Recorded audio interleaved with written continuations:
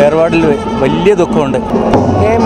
ഭൗതിക ശരീരം അല്പസമയത്തിനകം തന്നെ തിരുനക്കര മൈതാനിലെത്തും. എന്തായാലും ആയിരക്കണക്കിന് അനുഭാവികൾ അതോടൊപ്പം തന്നെ ഇവിടുത്തെ ജനങ്ങളുമാണ് അദ്ദേഹത്തെ അവസാനം വന്ന് കാണുന്നതിനിടെ എത്തിയിരിക്കുന്നത്. എന്തായാലും ഇവിടെ എത്തിയ ജനങ്ങളുടെ പ്രതികരണം തേടുകയാണ്. ഇത് പാല നിയോജക മണ്ഡലം ആരംഭിച്ച മുതൽക്കേ തന്നെയാണ് അദ്ദേഹമാണ് ഇവിടുത്തെ MLA ആയിരുന്നത്. അദ്ദേഹത്തിൻ്റെ പ്രവർത്തനങ്ങൾ എങ്ങനെയായിരുന്നു? വളരെ കേമമായിരുന്നു. അങ്ങനെ എല്ലാവർക്കും നിസ്വാർത്ഥമായി സേവനം ചെയ്ത ഒരാളാണ്. ആരെന്ത് സഹായത്തിന് എന്നാലും അങ്ങനെ സാധിച്ചു കൊടുക്കും. ജാതിമത ഭേദമന്യേ അങ്ങനെ സഹായിച്ച ഒരാളാണ്.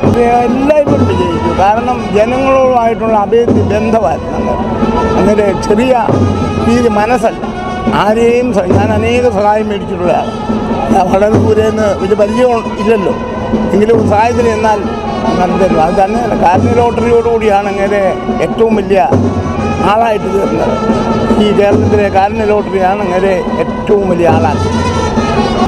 നല്ലൊരു നേതാവായിരുന്നു കെ.എം. സാർ. അവസാനം വരെ നല്ലൊരു നേതാവായിരുന്നു. UDFൻ്റെ ഒരു കരുത്തുറ്റൊരു നേതാവായിരുന്നു. സീനിയർ നേതാവാണ്. അതിലുപരി UDFൻ്റെ ഒരു കരുത്തുറ്റൊരു നേതാവായിരുന്നു കെ.എം. സാർ. കെ.എം.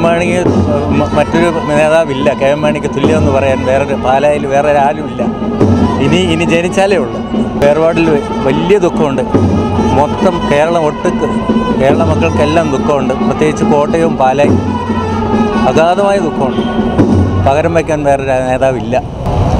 തീർച്ചയായും പകരം വയ്ക്കാനില്ലാത്ത ഒരു നേതാവ് തന്നെ എന്ന് തന്നെയാണ് പ്രവർത്തകർ അതോടൊപ്പം തന്നെ ഈ പാലയിലെ ജനങ്ങൾ വ്യക്തമാക്കുന്നത്. വ്യക്തിപ്രവാഹവും ജനങ്ങളുടെ സാധാരണക്കാരിലോട്ടുള്ള ഇടപെടൽ കൊണ്ടാണ്. സാധാരണക്കാരെ കരുതുന്ന ഒരാളായതുകൊണ്ടാണ് വികസനങ്ങൾ പാലാക്കി മാറ്റിയത് മനസ്സാറാണ്.